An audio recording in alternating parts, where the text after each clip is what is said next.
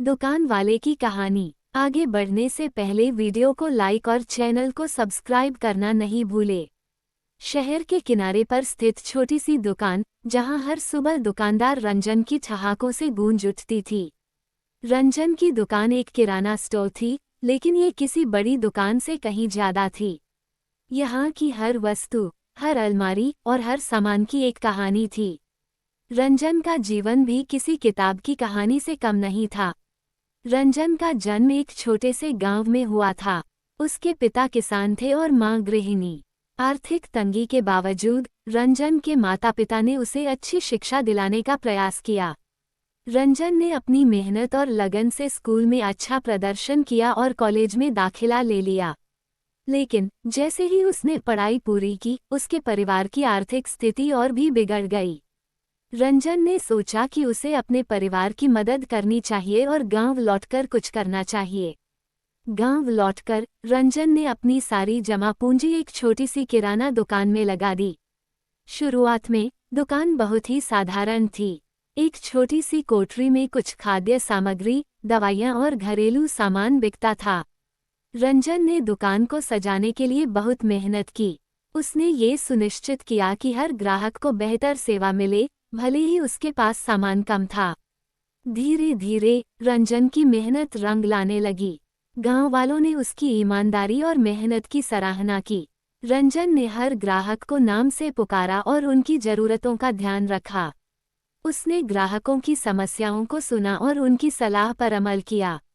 उसके यहाँ मिलने वाले सामान की गुणवत्ता और सेवा की वजह से लोग दूर दराज से भी उसकी दुकान पर आने लगे। रंजन ने अपने दुकान में कुछ विशेष चीजें भी जोड़ीं। गांव में पहले कभी ताजे फल और सब्जियां नहीं मिलती थीं, लेकिन रंजन ने ठान लिया कि वह ये सुविधा प्रदान करेगा। उसने पास के शहर से ताजे फल और सब्जियां लाना शुरू किया। इसके अलावा उसने स्वास्थ्य संबंधित सामान भी लाना शुरू किया, जिससे गांव वालों को बीमारियों के इलाज में मदद मिली। एक दिन गांव में एक बड़ा तूफान आया। तूफान ने कई घरों को नुकसान पहुंचाया और रंजन की दुकान को भी। लेकिन रंजन ने हार मानने की बजाय अपने मित्रों और गांव वालों की मदद से दुकान को फिर से संजीवनी दी। उसने अपनी दुकान को केवल एक व्यापार नहीं बल्कि एक समुदाय का हिस्सा बना दिया था। उसकी दुकान एक बैठक स्थल भी बन गई, जहां लोग समस्याओं पर चर्चा करते और समाधान निकालते। समय के साथ रंजन की दुकान ने बहुत तरक्की की।